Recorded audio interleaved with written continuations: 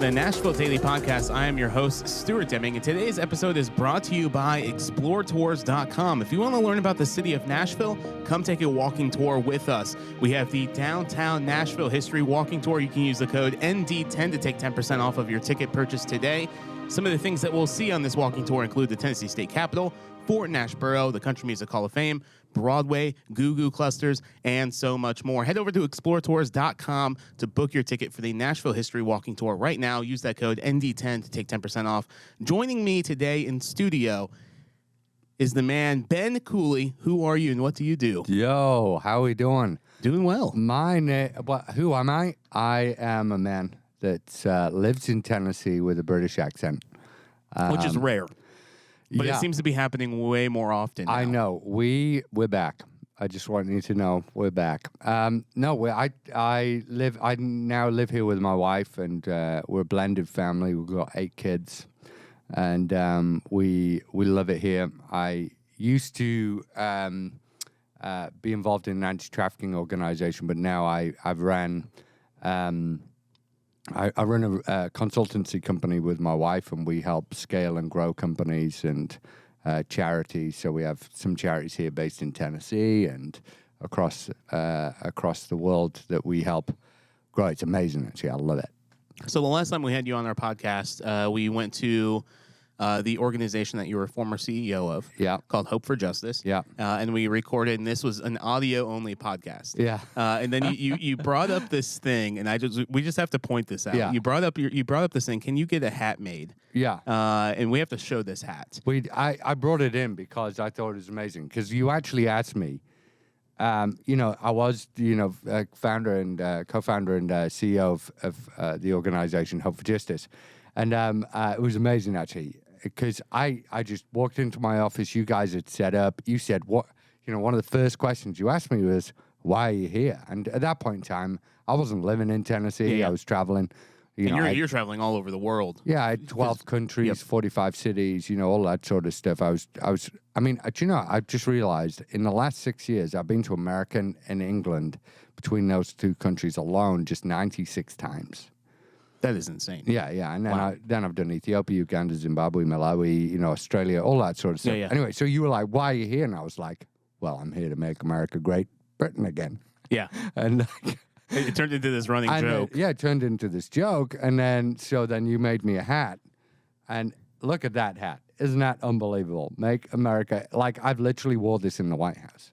How was that? Oh, it was great. They were like, yeah, that's so fun. Oh, no, we don't want that. So I was like, okay, fine. But yeah, it was really fun. And I love it, man. I love you guys. I love what you do. I love it.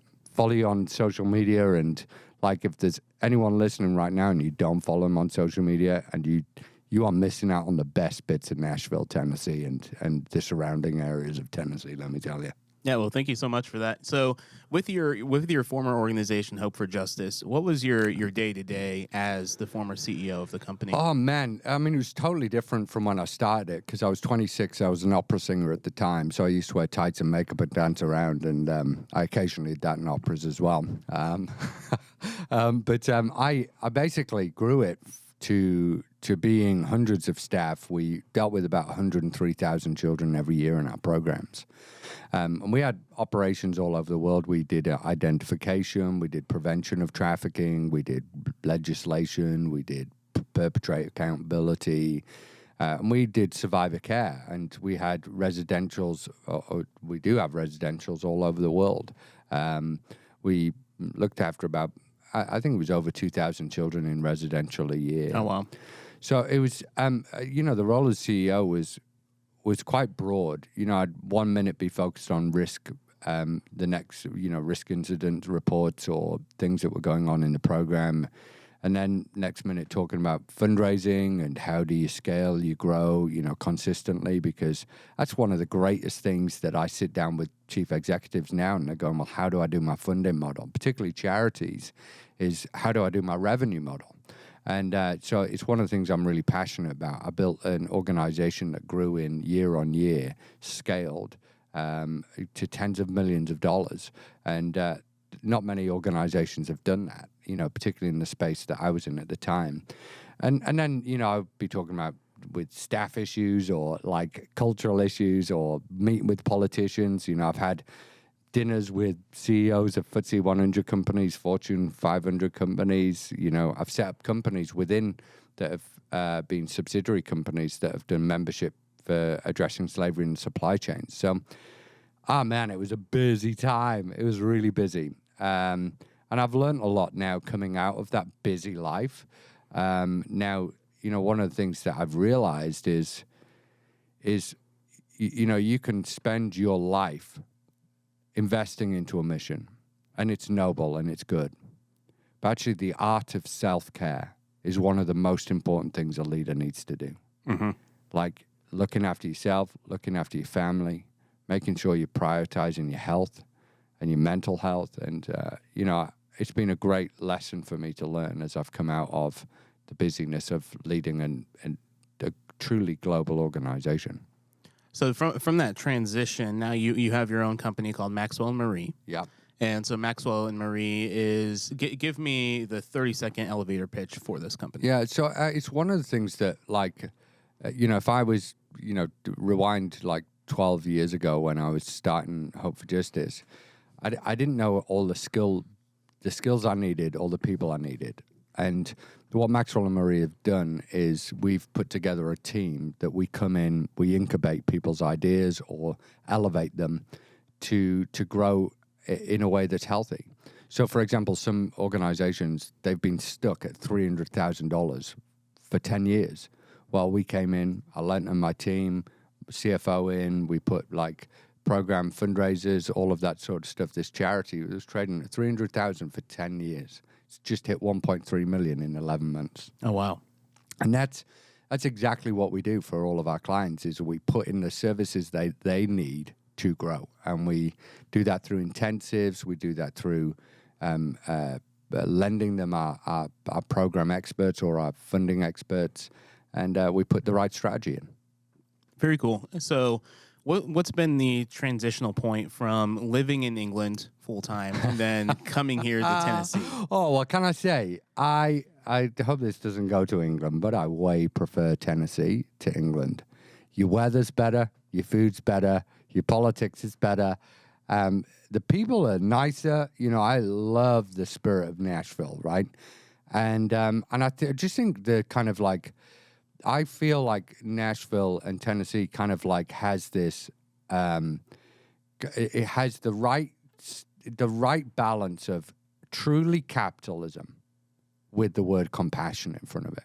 Yeah, the last thing from the interview, and I was thinking about this last week, is what is compassionate capitalism? Yeah. And you brought that theme when we had you on the show about 2 years ago. Really? I didn't even notice that. And it's been in my mind ever since. And I've been diving into that topic because I'm like, okay, Ben Cooley is about to come on the podcast. Yeah. I want to talk about compassionate capitalism. Yeah. So what is that? And then we'll come back to how you were saying Tennessee and Nashville really understands that in a sense. Yeah. Well, I mean, compassionate capitalism is this. It's that I believe that you should have the freedom to make money, right? That you should have the ability without the government restrictions on you to invest in what you think that you need to invest in as a business leader. So, capitalism. But the reason why I say compassionate capitalism is there should be limits to what that is in regards to where you're sourcing from. So making sure that like child labor isn't in, right? Mm-hmm. I mean, come on. You know, that's a basic. Making sure that your staff are paid reasonable salaries. And also making sure that you give back to society. Look, me coming out of the charity sector now and developing something that's worked across the globe. I've worked with governments, UN. I've worked with some of the largest institutions that would be deploying billions of dollars across the world for aid programs, et cetera, et cetera. I am convinced the most efficient organizations on planet Earth are businesses. Yes. Not governments. Yes. And so my plea to CEOs and to corporates, to charities, to faith-based organizations, churches, is to say, right, it's up to us. You know, we are the people that can affect the planet Earth. We are the people, we can't rely on governments. And so I say to CEOs of companies that capitalist mindset is going, add the word compassion in front of it. Like, make sure that you see it as a mission, not to generate wealth, but actually to better society. And I think when we see leaders like that step up, and there's lots of them, you just have to look at kind of the investment, anchor investments here, faith-driven investors, group that one of my friends chairs the chapter here in Nashville, Tennessee. They are focused, Cumberland Investments. They are focused on making sure that their investor dollars is going towards social good, and I applaud it. So how does that relate to the overall Nashville market then? Yeah. Well, I think one of the things that's incentivized here is businesses doing well. I think the from what I can understand, being here now for the last couple of years, living here, the Governor Bill is very focused on helping businesses and very focused on helping businesses that are trying to do social good. And so you just have to look at the investment houses, the incubators that's happening, the tech that's growing. Just before the call, we were talking about a tech company that's here that's doing a social good project. And that sort of thing I'm hearing lots of is people that are wanting to start, grow, develop their business, achieve big goals, and that's one of the things that Maxwell and Marie, we want to help people do that from our own experience, but for social good. So now that you've been in Nashville for a few years, talk about the food, because you mentioned it. Oh, gosh. Nashville, Tennessee. Well done, guys. Yeah, we have done a great job in the culinary scene in the last 10 to 15 years. Yeah. Because 15 years ago, Nashville was not known as a food mecca. Yeah. So talk about some of your favorites and where's your go-to spots. Okay, well, I really appreciate this. This is, like, I love talking about compassionate capitalism. I love talking about, like, Maxwell and Murray, but food, come on. Bourbon Steakhouse. Yep. Great views. I did that for New Year's. Have you had their bacon? I have had their bacon. Yep. Now, here's the thing. Is their bacon, I know I'm going to say something that's kind of like a chain right now, but I do love the bacon at Bricktops. Really? Yeah. I've never had their bacon. Yeah. You try their Bricktops bacon. It's unbelievable. Their deviled eggs is the Their best. deviled eggs are fantastic. Yeah, I love their deviled eggs. It's got maple cured bacon on top. And it's delicious. Look, I'm going to say the obvious, right? Five Daughters Donuts. You can't beat 100-layer croissant. What are you doing? Yeah. What are you doing with your life if you haven't done that? I was really down for kind of like the queso in Butcher's Town Hall. Okay. I think that's really Is that more of a Germantown. Yeah, I know where it is. Is it? It's been a long time since I've been to Butcher Town Hall. They put their queso over brisket and stuff, correct? Yeah, they've done that. But the one I think they do. Okay. But like I think it's more chorizo. Yep. So like I really respect that. Have you had the queso from Nectar Urban Cantina? No. It's my favorite queso in town. Oh, really? Yeah, and over some fresh tacos and nachos. We should definitely fantastic. do a queso off. Yeah. You want to do that? Oh, yeah. Let's go around town and let's do a video series with you and I finding the best queso in Nashville. That's right. The Brit on tour. Yeah. Making America Great Britain again. Let's do it. Yeah. And then I love Monell's. Monell's is great.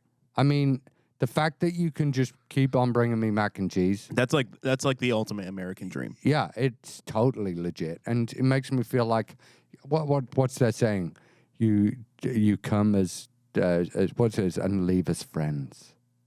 So if you're lonely, go to Monell's. Go to Monell's. Because you can sit at a table with random strangers. Yeah. And hypothetically, you may be able to leave as friends. Yeah. I have. I've become friends with people like that. So, and then the thing is, just recently I've just found the soccer stadium. What are your thoughts? I think it's like a hipster food court that happens to kick a ball. Yeah, that's a great way to describe our soccer stadium. I am not like I'm not down with soccer really, and I know as a British person I should be. I should be Manchester United. I should be one of them, but I'm not. But like I don't think I missed the goal because I was going getting margarita for my wife. Yeah. And she was so excited because there were street tacos, and like they were legit, for her. So I'm not really a tacos guy though. Okay. I haven't really got into Mexican yet. I'm still, we need to introduce you to Oscars or West Coast Taco. Oh really? Yeah. I've tried a lot of the places, but like, I live in Mount Juliet, and I like Dos Sisters in Mount Juliet. I've never been to that restaurant, Mount Juliet. Yeah, it's pretty good. So right before the conversation, you were talking about A Dickens of a Christmas in Franklin. Oh, come on. You are throwing me under the bus right now. It is. Okay, yeah. I just want to talk about it because the conversation was really funny. So, and you have those type of celebrations over in England, correct? We do, yeah. I mean, look, I'm a massive Franklin fan, okay? I just want you to know I love Franklin. There's that coffee shop in Franklin that's just all black. You know what I mean? It's like you go in, it's right on the end, by the roundabout. And is it the one in the house? Yeah. Yeah. I know what you're talking about. I think it's excellent. Fabulous. And the fact that it has a roundabout just makes me feel at home, because in England we do roundabouts real well. Stop signs still get me every time. Yeah, because you're like, where's the roundabout? Well, I'm also like, who's first? I don't know. Yeah. And I'm polite as a British man, so I'm like, you go. Actually, you go. And my wife's going, just go, for crying out loud. This is taking ages. Yeah. So Franklin at Christmas, and I've got to say, just if you don't follow their account, you should, because I learn a lot of the things to do in Nashville, like where the patios are and stuff like that. I watched that video and I was like, yeah. And I knew where Pinewood Social is. I've actually met the former owners of that. It was amazing in Salt Lake City. But I went to Franklin at the thingy at Franklin at Christmas. Dickens of Christmas, yep. And I was like, guys, what are you doing? You need to increase your game. I was like, I'm coming to Franklin. This is going to be like, and people were dressed up in Franklin and, in the Dickens outfit. Yeah. It was unbelievable. But then all the vendors were in tents. I was like, what are you doing? Like in England, we like build structures and we build like cabins and it looks all old and, but you guys just walk around in tents. I mean, it's kind of sad. So in England, with that type of event, Yeah. is it more of like a week-long celebration? Yeah, we would do a week. Okay. Like we do something called the Christmas markets. Yeah, I've heard of those. Yeah, and they're amazing. Yeah. And breakfasts are insane. Yeah. And our sausages are different to American sausages. I'll say that now. Like, it's the one thing, that and cheese, I really miss about England. So there's a cheese company. Yeah. It's called Gray's Fine Cheese. Yeah. And they're importing everything in from Spain and France and England. Yeah. We went there last Friday, and I had a brie cheese made with truffles. Thank you, Jesus. I can feel it right now. And it was remarkable. Yeah. So they're opening one in Franklin at the factory. They also have a location in West Nashville. So I think they're going to be able to solve your cheese game. Well, I hope so, because it's a very sad game at the moment. And Aldi, I find, does the best cheese. They have the best cheese. Yeah. It's crazy. Well, it's because they're German. Yeah, I know. And that's ultimately the reason why. It's because they have that German influence. That's exactly right. So with being an Englishman, you have this thing called an English breakfast. We do, yeah. And describe that to somebody who doesn't know. So it's like so we do like the eggs like you do, but like sausages, our sausages look like hot dogs, but they're not hot dogs, but they have real meat in it. Not processed. Yeah, that's right. Yeah. I know, it's not like. So we do that, but we also do like baked beans with our. So it's like a tomato-based bean with our breakfast, and then we do like fried bread and that sort of thing. But it's different to an American breakfast. We don't do pancakes. We don't do waffles or things. So yeah, we do that, and we do fish and chips. And there's no Have good. you- Captain D's is not fish and chips. No, I just no. wanted to say, guys. So have you found a good American breakfast place that you enjoy? Yeah. Do you know? I have. I like Pancake Pantry. Yeah. I do like that.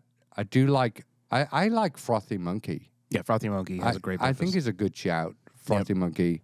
But yeah, I mean, I generally do lunch or brunch. You know, I like just exploring new places. So, like, I'll try lots of different places. But Pancake Pantry was probably one of my favorites, just because as a Brit, it made me feel like old and nostalgic. You know? Yeah.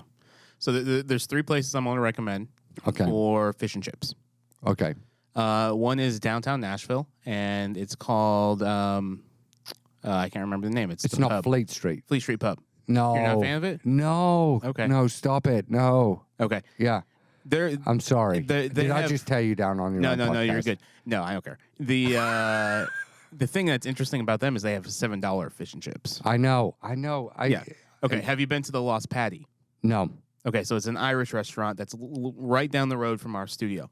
The designer of the restaurant came from Ireland, and then it's a full Irish like menu. Yeah. I think you'll love it. Okay. And then I always mess up the name of this one, McNaira's, over Yeah. in Donaldson. Have you had their fish and chips? Is that the one that's... It's an Irish restaurant. Yeah, I think maybe I have. I think I've maybe done that there. Okay. Yeah. So, yeah, the fish and chips are great. So let's talk about some Nashville neighborhoods while we have you here. So what are some of the neighborhoods that you guys visit pretty often as a family? Well, Germantown, love Germantown. I love East Nashville. So, you know, I love just going, walking down, you know, the kind of park area of East Nashville. But I'll do, even with the kids in the daytime, I'll do Broadway. I just can't get enough of Broadway. I just think it's exceptional. And I've heard other Nashvillians like getting tired of it because they're talking about all the craziness that goes on it. But I do not. I've traveled the world, right? I literally have traveled the world. I've been to Africa, Southeast Asia. I think Nashville's got such a unique thing. One with the quality of food. One with the fact that it's got a party going on at any point. Yeah, anytime. Anytime it's partying. And then it's got really great neighborhoods like Brentwood, legit. Belmead, hello. You know, one day, please, Lord Jesus. You know, you've got Green Hills Mall, which is like the poshest mall ever. Yeah. Right? And then you've got like the Gaylord Mall where you're like, oh, this is a bit sketchy, but like at least I'm getting a deal. Yeah. Then you've got the lakes. Like the other day, I rented an Airbnb to do an intensive with an organization. And we did it was just by the lake and it was beautiful. Like it was really stunning. You've got like fishing, outdoor stuff. You can go shooting. I've shot guns. You know, as a British man, I have shot a gun. Oh my gosh. Don't tell my mom. And, What was that experience it's like? freaking terrifying, isn't it? It is so, it's like brings a great sense of reverence. Yeah, and it should. And fun. Yeah. But in a strategic fun, you know, like. Yeah. And then, I think like there's just a lot of places that I enjoy. There's so much to do in Nashville. There's so much to do. The museums are great. You know, I don't know if you've been to many of the museums, but like the museums, I love going down to the farmers market down near the Sound Stadium. I've been to Sounds. Like one of my mates was a pitcher for them. And when first ever experience of watching a American baseball game. Yeah, unbelievable. And I was like, I didn't even know what was going on. I was like, so the guy explained it to me. The guy, he's the pitcher. I said, man, I don't know how you score this. Like, how do you do this? He said, Ben, it's just like cricket, but instead of like running to the like sticks, we're just running around pillows. Yeah. It's like that's exactly what it is. Yeah, you that's guys exactly are what hitting it is. stuff and running around pillows. Yeah. Yeah. So let's do a quick change of topic. Yeah. And talk about human trafficking in the city of Nashville. Yeah. So what is human trafficking, and how is it affecting the city of Nashville? Yeah, I mean, that's a really great question. I mean, human trafficking, it's, you know, people say often it's the fastest growing international crime. Yep. They're saying it's going to be $1 trillion industry within, 5 years? Yeah. And It's a as someone that's led programming here, that's led investigations here, worked with law enforcement, with aftercare shelters, that kind of from a global scope to a local. Human trafficking kind of makes its way into three categories in the state of Tennessee, and globally as well: sex trafficking, forced labor, domestic servitude. Mm-hmm. Domestic servitude looks slightly different here than, say, in Africa, but it is still domestic servitude. And whilst no one really knows all the numbers, and that's the sad thing right now is how data is collected. And it's one of the things that, as Maxwell and Marie, we're working with companies to try and bring a solution to that nationally here in America, because better data leads to better investments, which leads to better outcomes. Yep.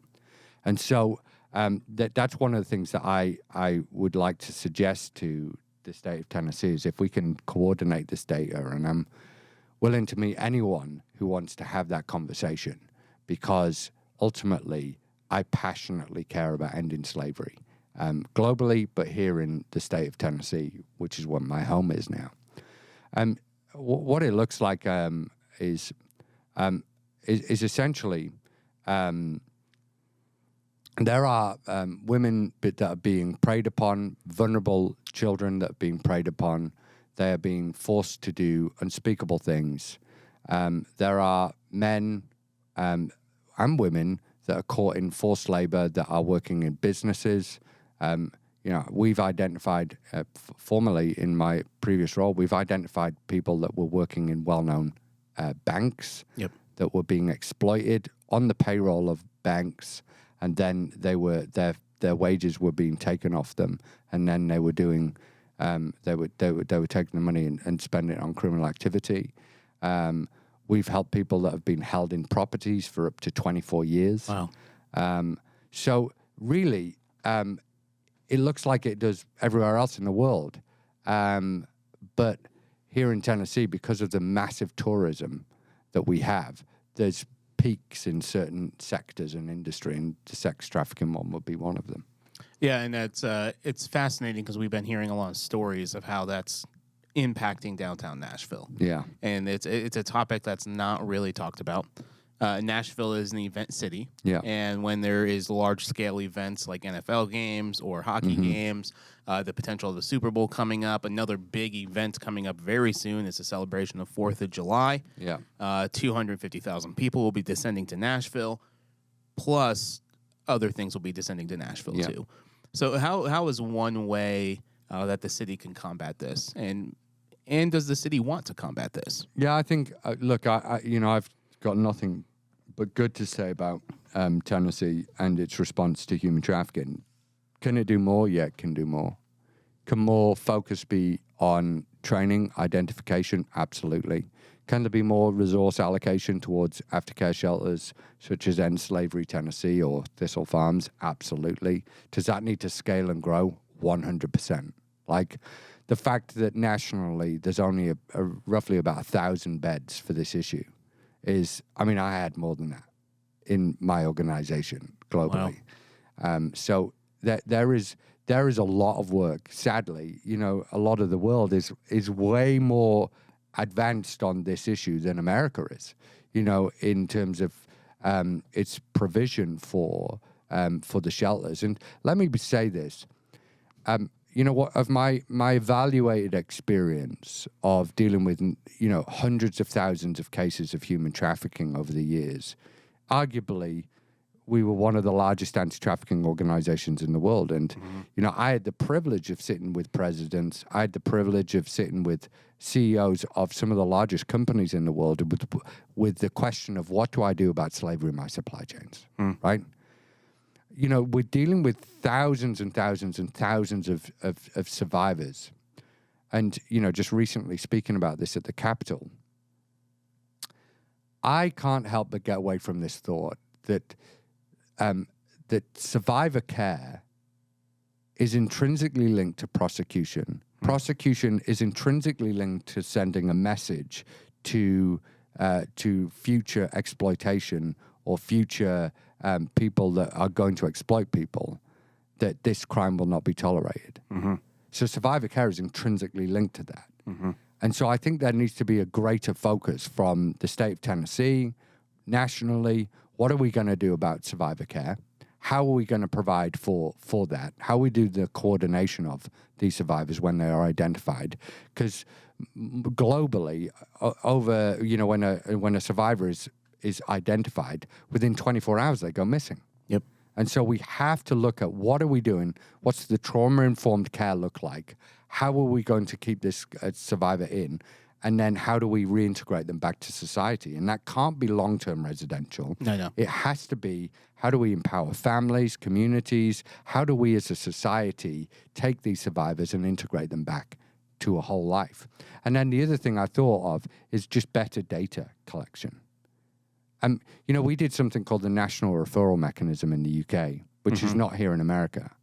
Every identified victim used to get put into this data system, and then that data system used to get analyzed. And, the equivalent of TBI, FBI, Franklin Police would put all of their information in so that you would get that shared data pool. Well, in the UK, the third most exploited people group in the UK are Vietnamese. And if you were to take over 2,000 individuals from Vietnam trafficked into the UK, over 70% of them came from a 33-mile radius. Wow. So if I was targeting my response, where would I put it? Yeah. That 33-mile radius. And the same needs to go here. It doesn't have to be a mile radius, but where are these survivors getting groomed? Yep. And how do we prevent that?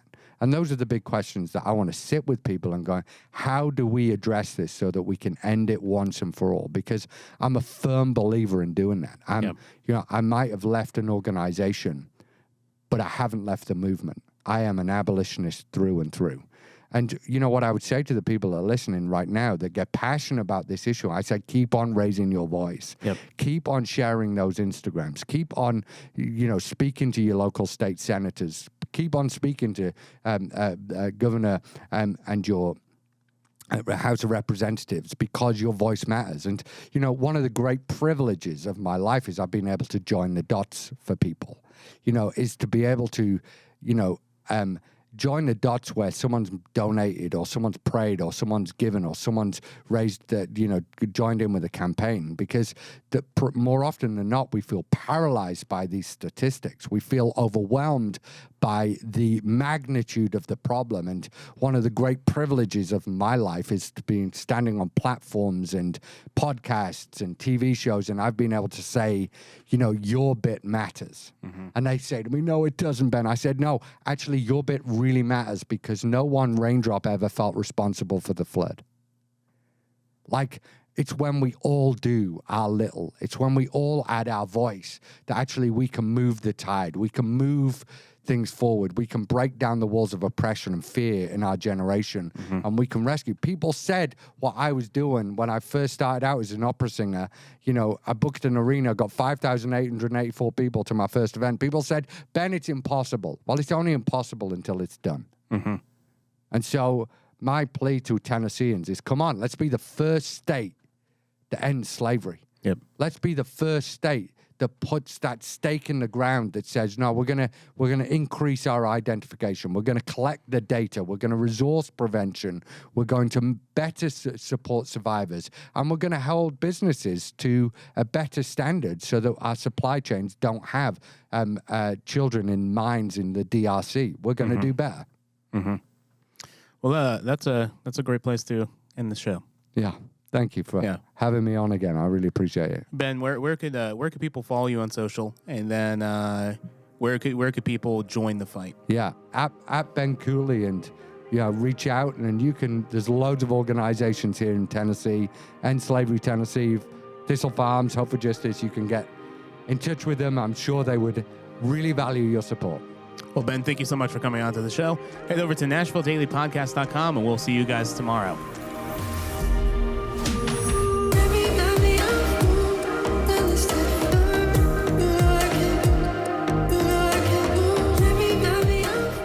Thank you for listening to the Nashville Daily Podcast. If you want to learn more, head to NashvilleDailyPodcast.com. You can also follow us on social media at explore.nash on Instagram, Nashville Daily Podcast on YouTube, and explore.nash on YouTube as well. The Nashville Daily Podcast is an Explore LLC production, copyright 2023.